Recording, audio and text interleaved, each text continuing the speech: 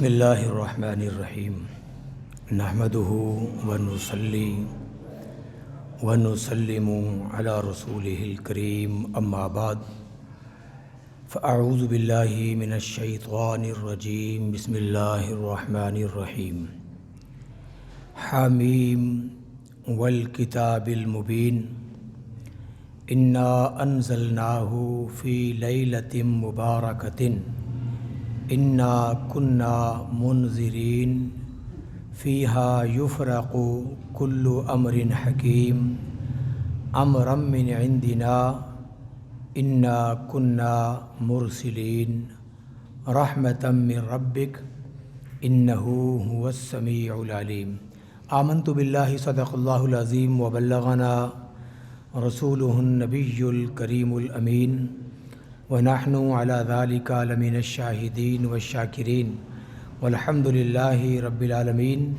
قال اللہ تبارک وتعالی فی شان حبیبہ مخبرا وآمرا ان اللہ وملائکتہ یصلون علی النبی یا ایہا الذین آمنوا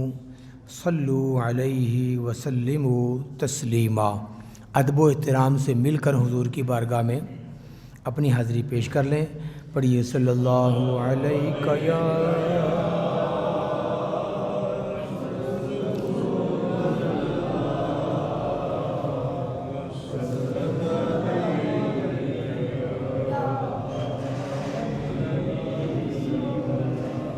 پڑھیے صلی اللہ علیہ یا رسول اللہ۔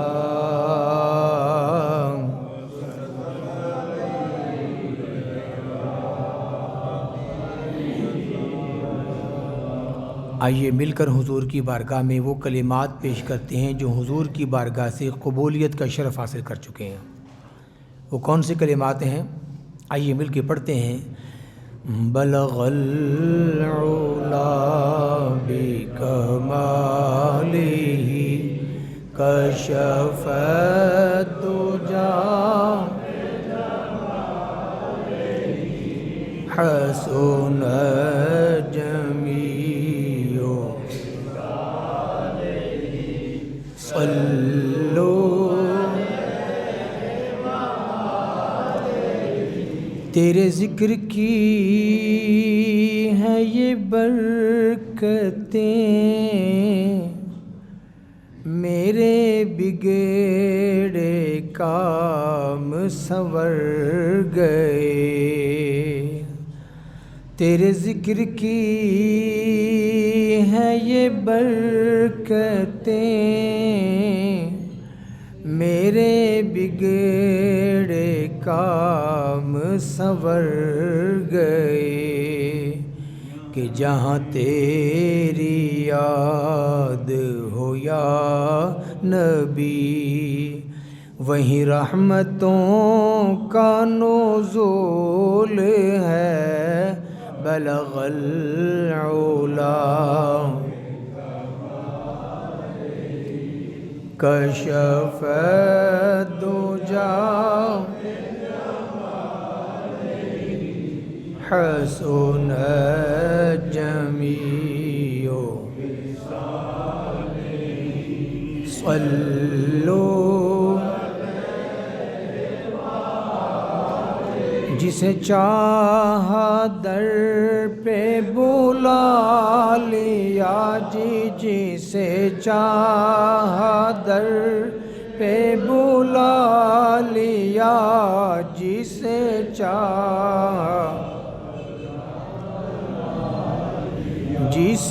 چاہا اپنا کہ یہ تیرے کرم کے ہیں فیصلے یہ بڑے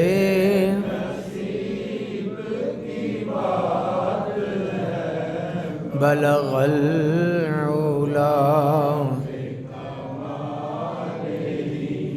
کشف الدجی حسن جمیع صلو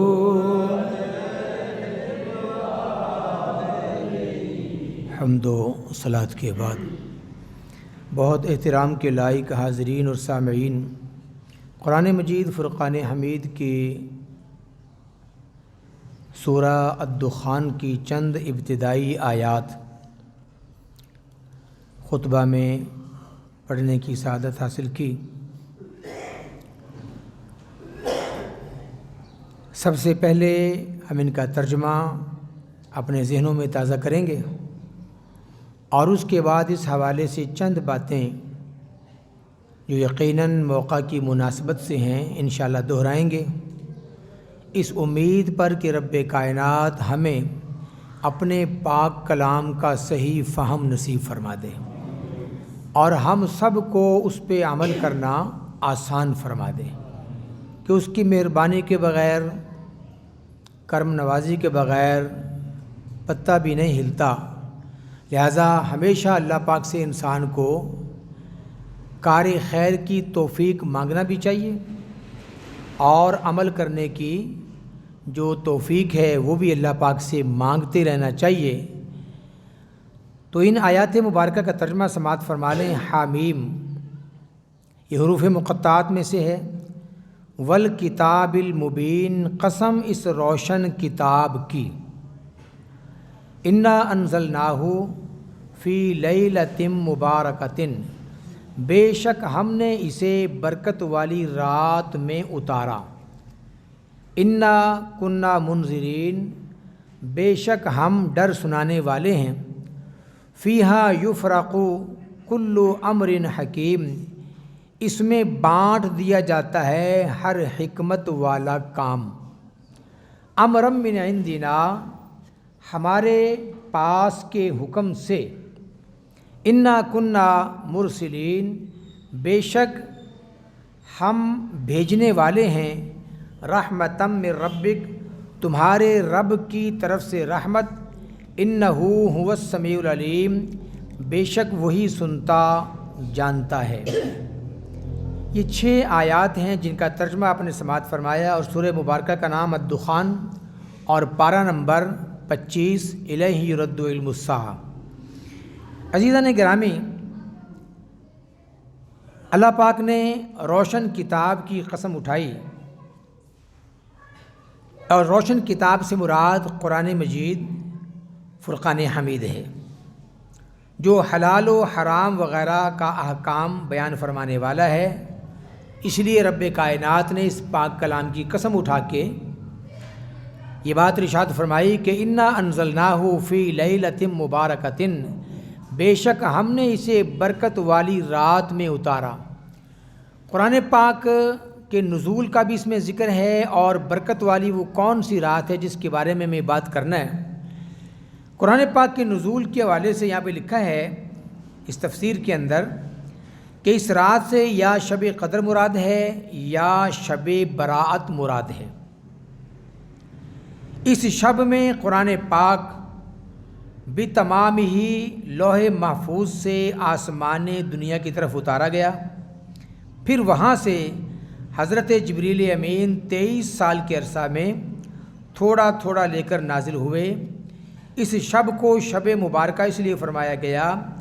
کہ اس میں قرآن پاک نازل ہوا، اور ہمیشہ اس شب میں خیر و برکت نازل ہوتی ہے، دعائیں قبول کی جاتی ہیں۔ عزیزان من، جیسا کہ آپ نے تفسیر کا حوالہ سنا کہ اس شب سے یا شب قدر مراد ہے اور یا شب برات مراد ہے۔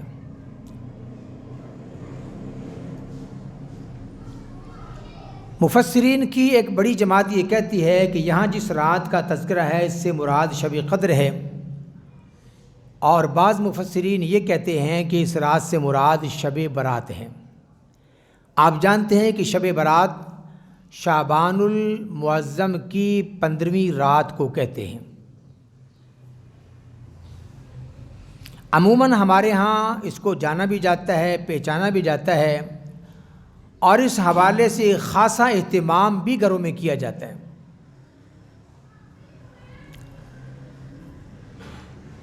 بیٹیوں کے ہاں تحائف بھیجے جاتے ہیں، عزیز و اقارب کے ہاں تحائف بھیجے جاتے ہیں، لیکن اس رات کی اصل حقیقت یہ ہے کہ اس رات میں عبادت کا اہتمام ہونا چاہیے، کیونکہ حدیث مبارکہ سے یہ بات ثابت ہے کہ رسالت مآب صلی اللہ علیہ وسلم اس رات میں عبادت کا خاص اہتمام فرمایا کرتے تھے، اور آپ کا فرمان عالی شان یہ بھی ہے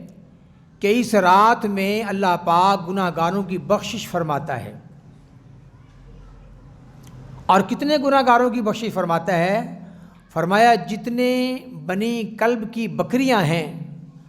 اور ان کے جسموں پر بال ہیں، ان کے مقدار میں اللہ پاک اس رات میں لوگوں کو نجات عطا فرماتا ہے، جہنم سے آزادی عطا فرماتا ہے۔ بنی کلب کا حوالہ اس لیے دیا گیا کہ بنو کلب وہ قبیلہ ہے جس کے ہاں بکریوں کے ریوڑ سب سے زیادہ تھے، اور اس بنا پر ان کا حوالہ دیا گیا، اور اس میں کثرت خداوندی کا جو نزول ہے اس وہ مراد ہے۔ یہ بات یاد رہے کہ اس رات کا بھی ایک معنی ہے، اور ہم اس رات کو کہتے ہیں شب برات۔ شب فارسی زبان کا لفظ ہے، اور شب کہتے ہیں رات کو، اور برات یہ عربی زبان کا لفظ ہے جس کا معنی ہے بری ہو جانا، چھوٹ جانا، کسی کام سے آزاد ہو جانا۔ اب اس کا اجتماعی معنی یہ بنے گا کہ یہ وہ رات ہے جس میں بندہ اگر عبادت کرے، اللہ کو یاد کرے، اللہ سے معافی مانگے، تو اللہ پاک اس رات کی برکت سے بندے کو جہنم سے بری فرما دیتا ہے، گناہوں سے بری فرما دیتا ہے، اور انسان کے لیے بہتری لکھ دی جاتی ہے۔ اس حوالے سے الحمدللہ امت مسلمہ کے اندر شروع ہی سے یہ بات چلی آ رہی ہے کہ لوگ اس رات میں خاص طور پہ عبادت کا اہتمام کرتے ہیں، گھروں کے اندر ہو، محلوں کے اندر ہو، اور خاص طور پہ مساجد میں نمازوں کا اہتمام کیا جاتا ہے، ذکر اذکار کی محفل ہوتی ہیں، درود پاک پڑھا جاتا ہے، قرآن پاک کی تلاوت ہوتی ہے، اور دیگر تسبیحات اس رات میں کثرت کے ساتھ پڑھی جاتی ہیں۔ مقصد یہ ہوتا ہے کہ جب اللہ پاک کی مہربانیاں انسان کو آواز دیں تو ان لبیک کہنے والوں میں ہمارا نام بھی شامل ہو جائے، اور ہمیں بھی رب کی بارگاہ سے چھٹکارا مل جائے۔ عزیزان من، میں کبھی کبھی سوچتا ہوں کہ انسان اگر اپنی کمزوریوں کو دیکھے تو یقین مانیے انسان یہ سمجھے کہ یار میری تو بخشش ممکن نہیں ہے، جو میرے اندر خطائیں ہیں، غلطیاں ہیں، مجھ جیسے انسان کی بخشش یہ کیسے ہوگی؟ لیکن جب انسان اپنے رب کی رحمت کو دیکھتا ہے، اس کی کرم نوازی کو دیکھتا ہے، اور اس کی بندہ پروری کو دیکھتا ہے، تو یقین مانیے انسان کا حوصلہ بڑھ جاتا ہے، اور انسان کو امید ہو جاتی ہے کہ میرا رب مجھ پہ بھی کرم فرمائے گا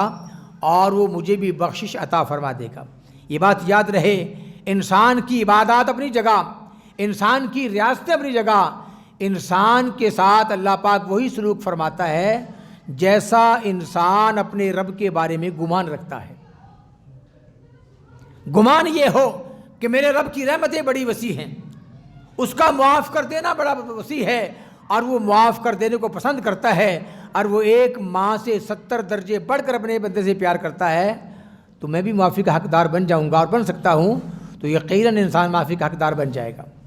اور اگر خدا نہ خواستہ وہ دوسری طرف چلا جائے کہ یار یہ کیسے ممکن ہے، کیوں کر ممکن ہے، تو یہ بھی اس کا گمان ہے۔ لہذا جس قسم کا گمان انسان رب کی بارگاہ میں رکھتا ہے، اللہ بندے کے ساتھ اس کے گمان کے مطابق سلوک اور برتاؤ کرتا ہے۔ ہمیں چاہیے کہ رب کی بارگاہ کے اندر ہم امیدوار بن کے رہیں، نہ کہ ہم کسی اور بات کے امیدوار بنیں۔ یاد رہے، جب بھی اللہ سے مانگنا ہے ہم نے اللہ سے فضل مانگنا ہے۔ عدل و انصاف کی اگر بات آ جائے تو بڑے بڑے لوگ بھی کانپنے لگتے ہیں، تھر تھرانے لگتے ہیں، کسی انسان کے بس کی بات نہیں عدل و انصاف کے ترازو پہ پورا اتر سکے، یا عدل و انصاف کی کسوٹی پہ پورا اتر سکے۔ اگر کوئی بات انسان کو بچانے والی ہے، حوصلہ دینے والی ہے، وہ ایک ہی بات ہے کہ انسان اللہ پاک سے فضل کا امیدوار بن کے دعائیں مانگتا رہے۔ پھر یہ بھی بات یاد رہے کہ دعاؤں کے لیے کچھ خاص مواقع بھی ہمیں عطا فرمائے گئے ہیں، عبادت کے کچھ خاص مواقع عطا فرمائے گئے ہیں۔ اگر انسان ان سے فائدہ اٹھا لے تو یقیناً انسان کی زندگی میں بہت بڑا چینج آ سکتا ہے اور انسان اللہ کی رحمتوں کا حقدار بن سکتا ہے۔ تو وہ مواقع جن سے انسان کو فائدہ اٹھانا چاہیے اور جو انسان کے لیے فائدہ مند ہیں، ان میں سے ایک موقع یہ بھی ہے جو شب برات کا انشاءاللہ آ رہا ہے، اور میں امید کرتا ہوں کہ ہم گھروں میں بھی اس کا عبادت کا اہتمام کریں گے اور اس کے ساتھ ساتھ مساجد کے اندر بھی عبادت کا اہتمام کیا جائے گا۔ لیکن جیسا کہ حالات چل رہے ہیں اور حالات میں اس بات کو بہت زیادہ فوکس کیا جا رہا ہے کہ زیادہ سے زیادہ دیر تک اکٹھے بیٹھنے سے گریز کیا جائے، ازدحام سے گریز کیا جائے، اجتماع سے گریز کیا جائے، جتنی جلدی ممکن ہو سکے آپ ازدحام سے علیحدہ ہو جائیں، اجتماعی معاملات کو زیادہ دیر تک نہ رکھیں، تاکہ جو ایک وبا کی شکل پھیلی ہوئی ہے اور جس کے اثرات اور خطرات ہمیں دکھائی دے رہے ہیں، حضرت محترم ان سے حد المقدور حد تک بچا جا سکے۔ تو احتیاط کا تقاضا یہ ہے کہ اس رات میں عبادت کا اہتمام کیا جائے، لیکن میں چاہوں گا کہ الحمدللہ ہماری اس مسجد میں بھی عبادت کا اہتمام ہوتا ہے اور چوک والی مسجد کے اندر بھی عبادت کا خاص اہتمام ہوتا ہے، لیکن اس مرتبہ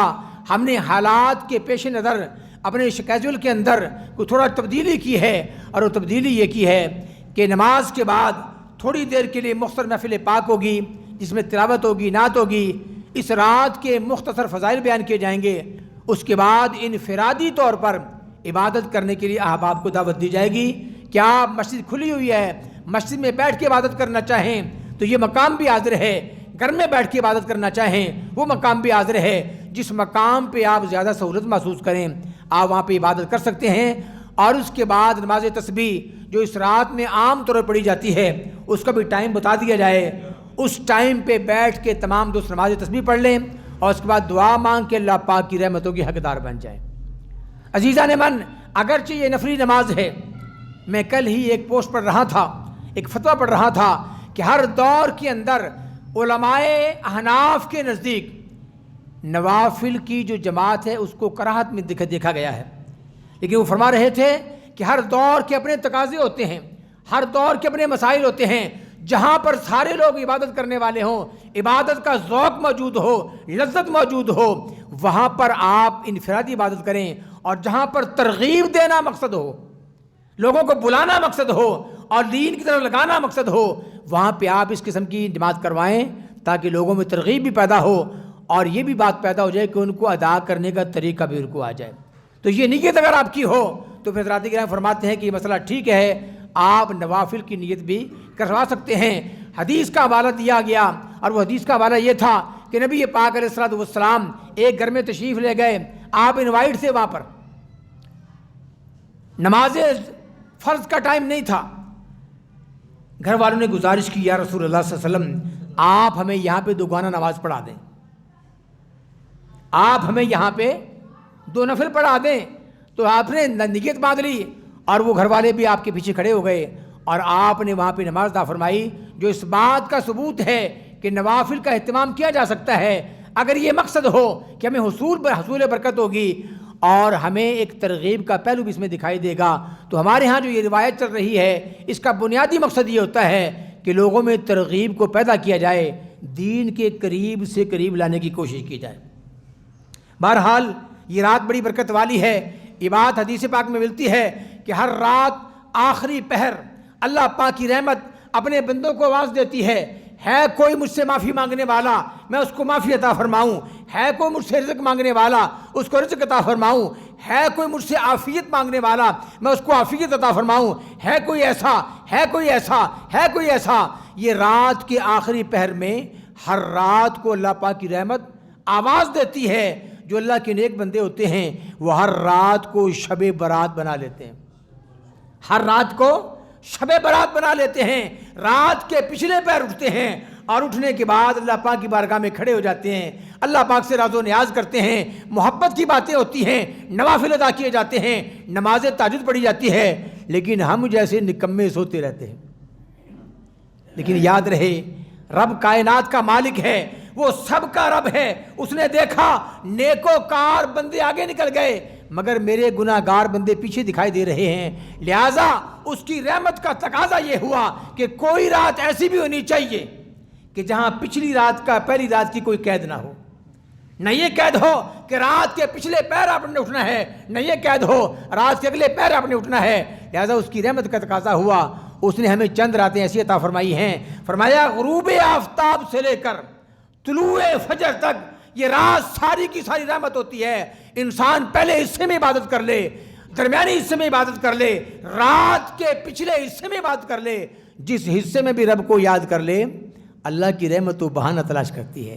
رحمت حق بہانہ می جو ید، وہ چاہتا ہے میرے گناہ گار بندے بھی فائدہ اٹھا لیں، لہٰذا ہم جیسے گناہ گاروں کے لیے اس نے ایسی راتیں رکھی ہیں تاکہ ہم بھی ان راتوں میں عبادت کر کے اس کی رحمت کی حقدار بن جائیں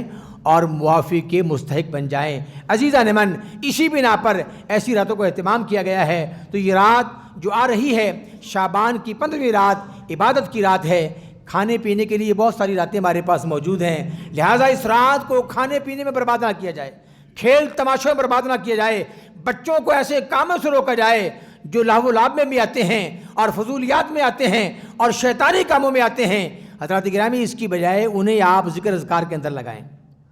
قرآن پاک پڑھ سکتے ہیں، ان کی ذمہ داری لگائیں کہ بیٹا آج آپ نے اتنے پارے تلاوت کرنے۔ اگر قرآن پاک کی تلاوت ان کو نہیں آتی تو یہ آپ کی نااہلی ہے۔